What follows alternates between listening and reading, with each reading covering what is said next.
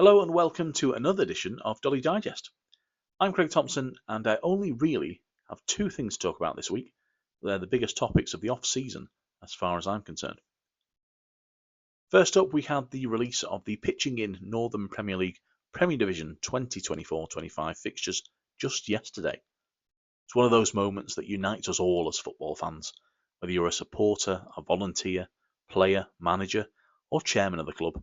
You get the list and immediately scan down to the fixtures you're most excited about. I'm going to say this fairly quietly, but I think we've done pretty well out of it.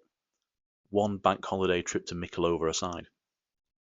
We begin against 𝗵𝐴𝑠ford United at the 𝗙𝑇𝗏𝗂 on Saturday the 10th of August, before travelling to Workington on Tuesday evening, that's the 13th of August.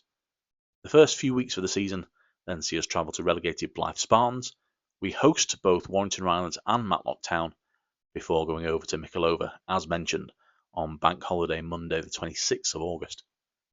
Some key dates include Boxing Day, when we'll be at Bamber Bridge. Non-League Day, we are once again at home. This time the Highwaymen of Morpeth make their way over to Lancashire. We end the season hosting Bamber Bridge on Monday the 21st of April, and then our season ends in Derbyshire as we visit the Proctor Carr Stadium and Matlock Town, going from one castle to another.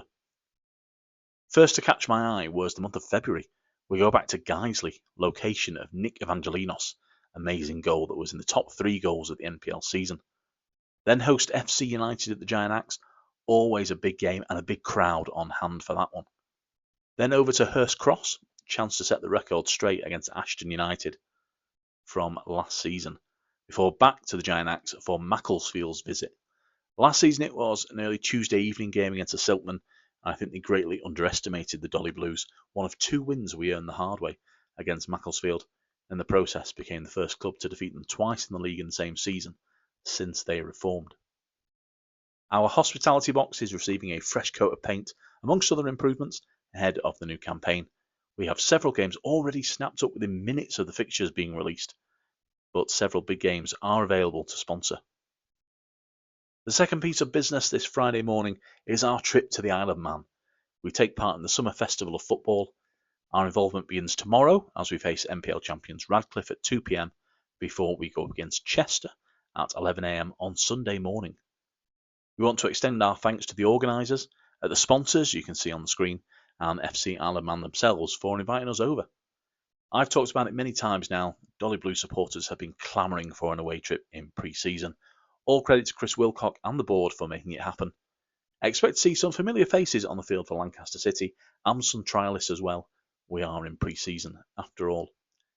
Dolly Blue Sound with either Ross Chapman or Luke Oakes will be on air for both fixtures. Don't forget that bucket hats are still available and will be on sale over in the Isle of Man. For those going, please take pictures, tag us on social media, and above all else, enjoy it. It'll be great to see so many of you representing the Dolly Blues against some serious on-field competition from National League North.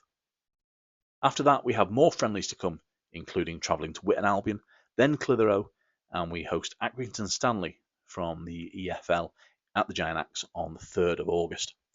The remaining weeks of pre-season before we start against 𝗵𝐴𝑠ford in the league, certainly times to look forward to. Thank you for joining me today here on Dolly Digest. Enjoy the Isle of Man. I'll see you next week.